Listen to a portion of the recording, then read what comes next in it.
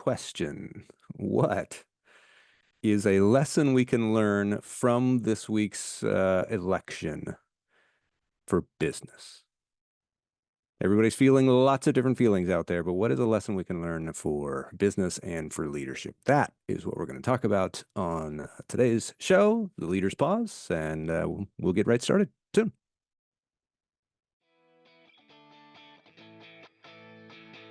Welcome to the Leader's Pause, where leaders like you tune in to find calm, get clear, and level up. Tune in with best-selling author, speaker, and coach Hal Runkel as he helps you take back your time, your energy, and your decision-making power. All you have to do is learn to press your own pause button first. So, take a break, take a breath, take a knee, and learn to access your greatest human superpower, the ability to pause, think, and decide for yourself. It's time to find calm, get clear, and level up. The Leader's Pause starts now. Good evening, afternoon. Welcome to Leader's Pause. I am your host, Hal Runkel. I'm an author and a speaker and a leadership coach and consultant. And it is, I think it's an interesting week in so many ways, and it's an understatement to say this was a consequential week here in the US of A and the rest of the world because of this election. And there are lots of feelings. I have fielded texts and calls from my clients, both current and former clients, about how to address things in the workplace, what to do about the fact that you probably have a divided workplace, and very, very different feelings, obviously, coming from this. And that's we do not have the luxury as intentional leaders to sit in our own feelings and unchecked, and project those onto those that we're serving. That's one of the times where leadership gets lonely. This is seeking out, particularly your direct report, seeking out someone to share either your joy, your excitement, your happiness about the result, or your sorrow and your despair and your fears about the results. We have to manage those internally, share those with other people so that we can lead. And that's really hard. I had a session with a client this morning scheduled, and I had no idea where she was, and did not plan on talking about it, but I wanted to make sure that my own feelings were not going to bleed into that. And she actually wanted to talk about it from the very beginning, from the very get-go. And so we did. And that's what we spent the whole time discussing. Where I've been is striving to be as curious as possible about these results, digging into certain stats that are really, really surprising.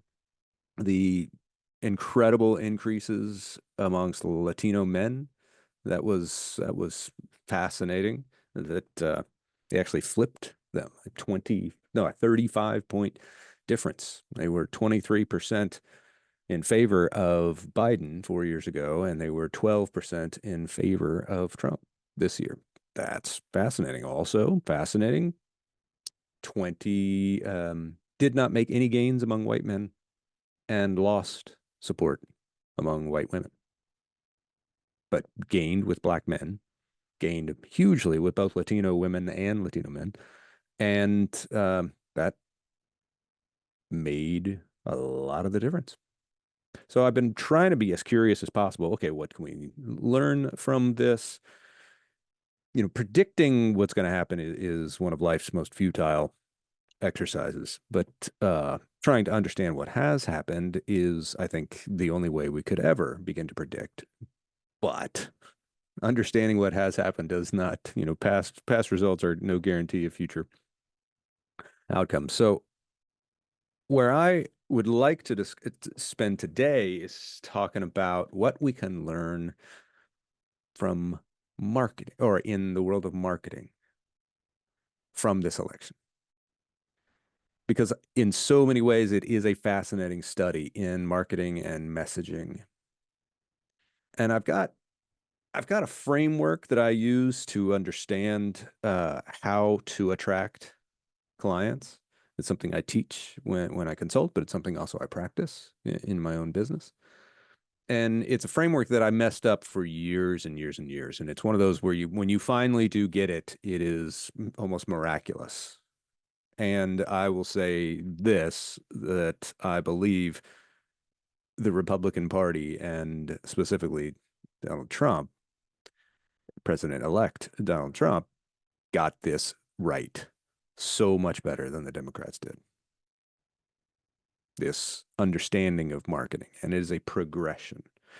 So I'm going to overlay this progression onto the election and see what we can come up with. And maybe it will help make sense for you of the election itself, but maybe it'll also help you think about your marketing and how you attract clients, how you pursue clients, customers. So the first level of engagement with prospects is best when it's done speaking about their known spoken problems. Now, I know that is a mouthful, but let's talk about it as the easily, quickly discussed external issues that a person is facing. Small business owner, easily going to say, yes, cash flow is always big. Maintaining customers, or they may say hiring good people. Those are easy issues that come up quickly. Hey, what's the hardest thing in your business? Oh, managing cash flow. Okay. Time management for busy parents. If you're going to reach out to busy parents, you've got to have a message that understands how time crunched they really are.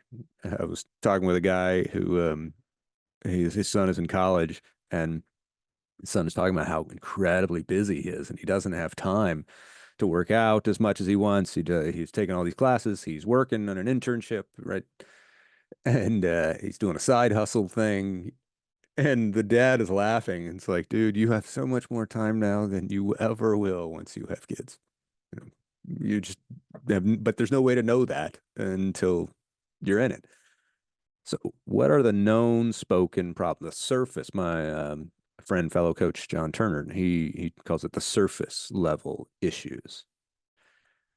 And if you don't get those, then you will never get a foot in the door with a prospect. And this is a prospect that you could do in an election. You could do it in a business. You could turn to in terms of dating. If you do not understand and seek to understand the immediate surface issues, that external issues that are plaguing, bothering, that they are openly complaining about. If you don't understand that, then you're never going to get invited in, past the entryway, get a foot in the door, and then get to the dining room table where deals are signed. You're not going to get that if you don't get the first. So, what was the first? And this was the issue that I don't know if the Democrats could have ever overcome, and that's inflation. That is the first. And we're seeing that in exit polls, number one issue for people, inflation.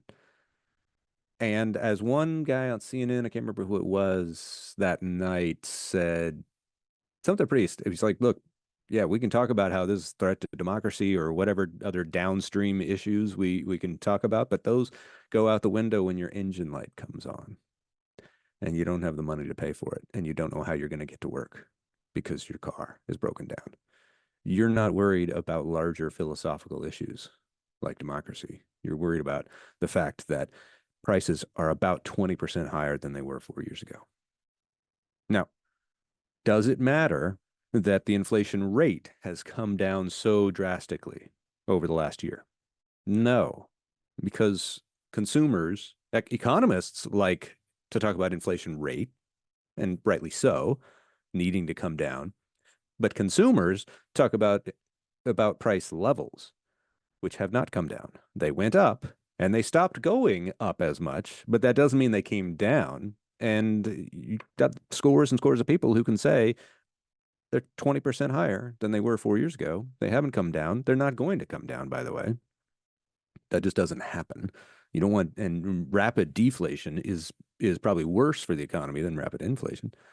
So, but the memory of that when it was so high, going higher, higher. And it's interesting, stats say that the wage increase has matched the price increase, but that means I'm making more, but I'm not getting anywhere, just treading water. That's the main immediate surface issue. And I don't know if the Democrats fully understood that as much because they're, or could have overcome it because they're the party under which the inflation happened. Now they can say, and I think this is a valid point, that was because of the things we had to do to recover from the pandemic economically. And the Fed raising rates over and over again, but that is not under the control of the White House administration, which Trump is about to find out because he's already talked about, do I fire Jerome Powell, head of the Fed? No, you can't. It's not your job. You can't hire or fire. But known spoken problem, inflation. Trump got this. And it was easy. How many people did you see speaking about how, look, any other candidate, any other Republican candidate would have won even more so? It was his own personal flaws that actually made it as close as it is because you've got so many disgruntled people with the level of the economy, not the grand level of economy, but the economy in their own households, that it doesn't matter. I mean, you have Nikki Haley running. I think she wins by a huge margin because just the incumbent party is the one being held responsible in voters' minds for these price increases. So I call this the I get you level. And it's the first level of marketing. I've got to show you that I am eager to understand you. I'm eager to understand your plight. I'm eager to understand what is plaguing you right now. And Democrats largely had a message that things are better than you think. Well, that may be factually so, but that doesn't mean that's how they're feeling. And while, this is fascinating. We used to have back in the 7, 8 years ago, there was this whole feelings, not facts thing. You're talking about feelings and screw your feelings, right? We want facts. Well, now it's flipped a lot. We don't want facts. We want feelings. And so the facts that might contradict what led me to feel this way are not making a dent. But here is one fact. It is a fact that people feel that way. Facts are not feelings, but feelings absolutely are facts. And we have to understand that so much better as we try to market our own products and services, whether that's getting elected or selling donuts. We've got to understand what are the feelings our customers are having. And that is the first level. We've got to understand that. Jerome Powell actually said today, the Fed did a price or a rate increase, 1/4 point today, and said, look, it's going to take years for people to get past the inflation pain that they felt. And we're striving to do that. But these are feelings. He actually came out and said this. These are feelings that aren't going away anytime soon. And that's so much of what the Republican Party got. People feel this way. There's 2 more levels to the marketing progression that we're talking about. And when we come back, we're going to talk about those 2 levels and how we can use those to understand the election as well. So stay tuned. Come right back.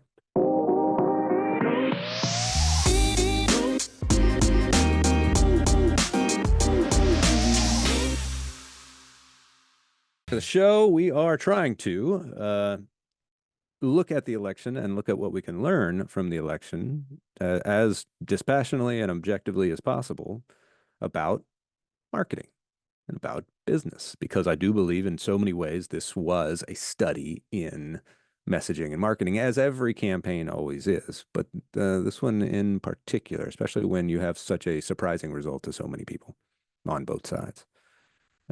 So what we looked at in the first part of the episode is the first level of marketing, which is looking at the customers or prospects. What are their external problems? What are the things they know and they will easily speak about? Known spoken problems. And for this election, that was inflation. Now, we also had immigration. And I'm wrestling with whether or not immigration fits in this category. I think it does now because people will say it. Yes, we need a border, but I don't know how much people can actually state exactly how the immigration is affecting them personally, but certainly plenty can. But uh, I'm wrestling. I think immigration may fit into that. And again, if you look at the stats, those are the two biggest issues that Trump campaigned on, and those are the two issues that concerned the most voters: inflation and immigration. Now, inflation, I think they felt much more, but one of the things that we said that is fascinating, I think this speaks to the immigration issue, is how much Trump gained with Latino men and women. And I will tell you this, based on just conversations I've had with folks, but certainly some articles I've read and some people I know that are very dear to me, one of the people who may have the biggest problem with illegal immigration are first generation immigrants who did it legally. And their feeling is very similar to kind of like the prodigal son. His dad, I've been here the whole time. I've done everything right. And this guy who's done everything wrong can just walk back in and you're going to throw a feast for him. Then that resentment is real. And I think we have seen that. So, yeah, I would say, yeah, immigration is on that level. Known, spoken level, external problem. You have to get that or you won't get anything else. You have to get that. They did. Republicans did.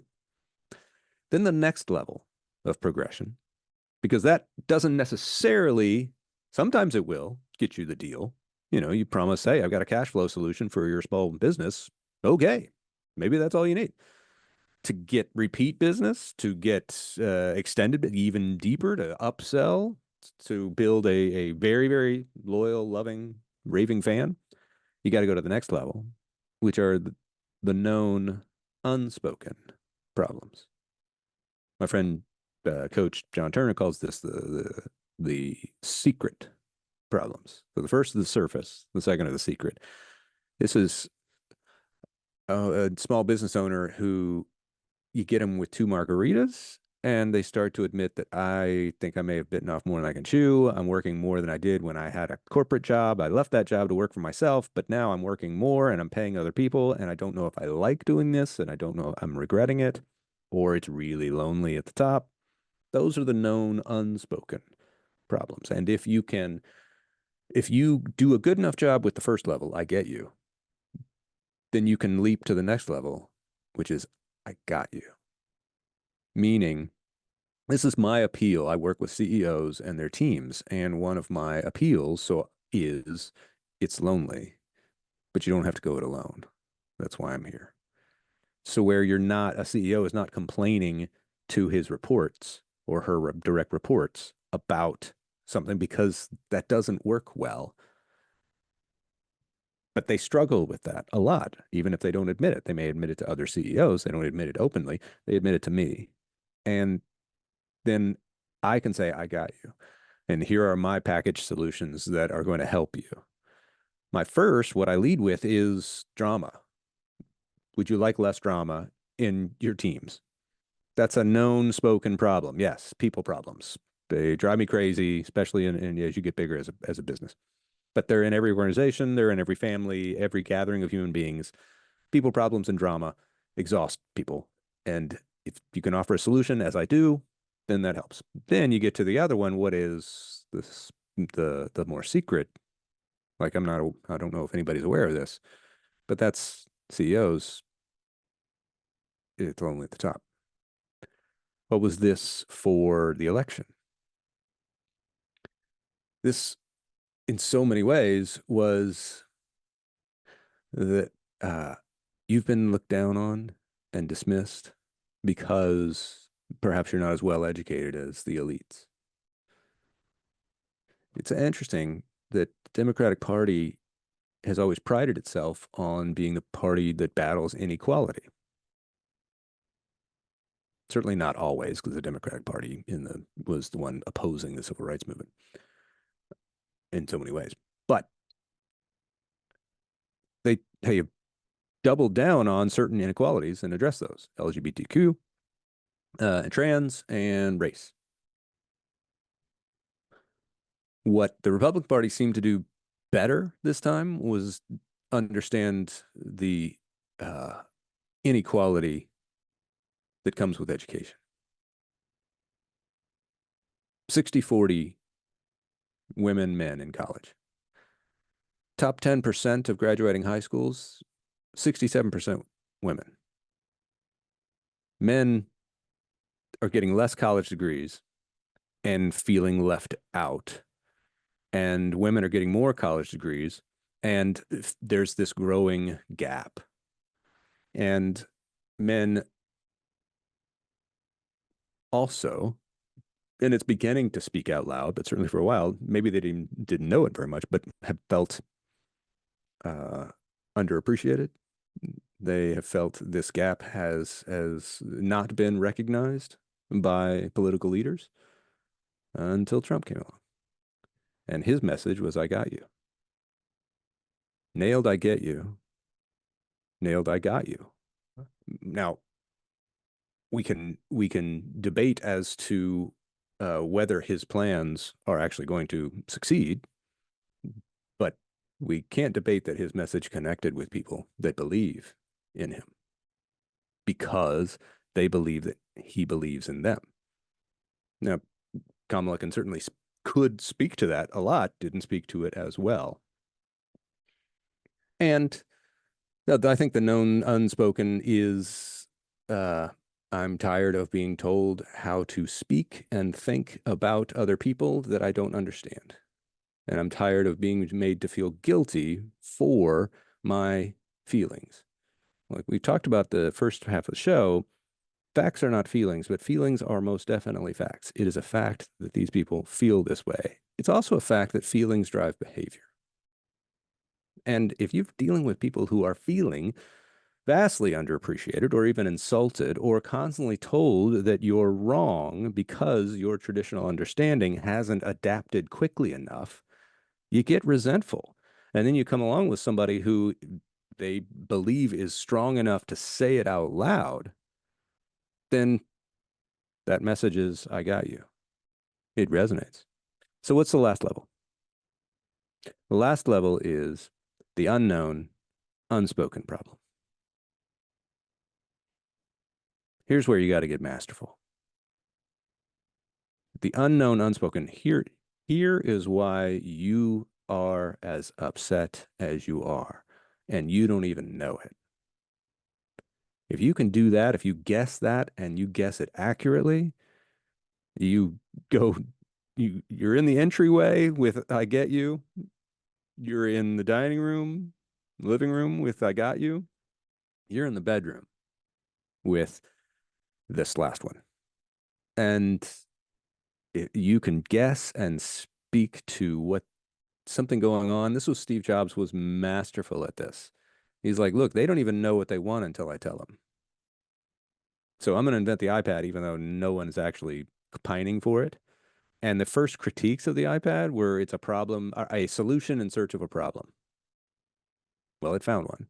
It found lots of them. And he was such a visionary to understand this is what people want, and they don't even know that they want it. I think Trump's similar. And this is what people are feeling, even though they don't even feel. They know that they're feeling it. And that's where, and maybe that speaks to some of the educational divide that we were talking about in the second category. Maybe it fits better in the third one. Just maybe you're not aware of how resentful you have felt at the rapid rate of social change that has been thrust upon you. And you're being chastised because you don't get pronouns right. He's coming in and speaking to that. Doesn't matter where we are morally on that, what we need to look at is we need to understand the human psyche and understand that people are not as quick to change without pushback. They never have been, but we are undergoing so much rapid change, technological and social, that I think we're seeing pushback. And then you have someone who's willing to take all the arrows that these people don't have to take. He's willing to do that. He's willing to be ridiculed. He's willing to be chastised. He's willing to be arrested. He's willing to do anything and everything. And they sense that, okay, he's taken the blows for us. That's how much he understands us. Now, here's where it remains to be seen. I think he nailed I Get You. I think he nailed I Got You. The last is ultimately, in my book, you got this. You're the hero, not me. I don't think Trump has that in him. But he nailed the first two. But as a coach, my job is to work myself out of a job. Same as a parent. Anytime people come to me for advice, my job is to help them get out. And so I get you, I got you, but then you got this, and then launch them out. So that's how I'll end this show. You got this. And no matter where you were in the election, you're going to get through it, and you're going to figure out ways you can learn from it. Hopefully we've added a tiny, tiny part of that tonight. See you next time. This is Hal Runkel. This is Leader's Boss. You have been listening to The Leader's Pause with Hal Runkel, the show that helps leaders like you find calm, get clear, and level up. Tune in every first and third Thursday at 3 p.m. Pacific, 6 p.m. Eastern on Transformation Talk Radio to access your greatest superpower, the ability to pause, think, and decide for yourself. Book a conversation with Hal today. Visit halrunkel.com.